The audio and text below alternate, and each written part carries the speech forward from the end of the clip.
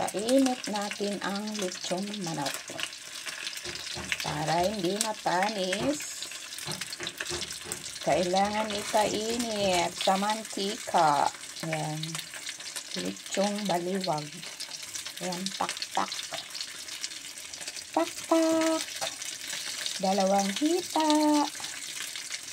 Oh, ito nagkadurog-durog na.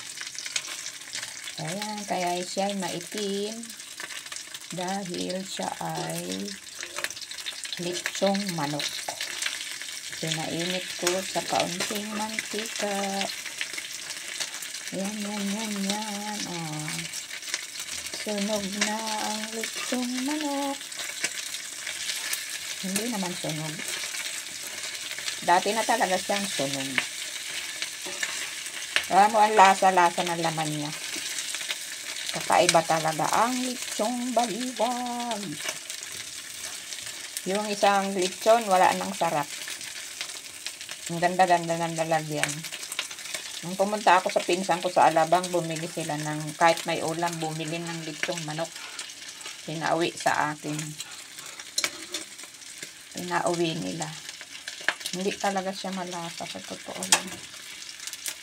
Ito, napakalasa talaga. Nanunuot sa kaloob-looban. Ayaw ko na lang banggitin yung isa kasi baka sabihin sinisiraan. Baliwag na lang, masarap pa. Yun dyan din sa may tapat namin. Ano yun, hindi naman kilalang lechon. Dati masarap yun. Ngayon hindi na rin siya masarap. Nag-iba na ang timpla nila. Ayan, bye-bye. Thanks for watching mga lalay.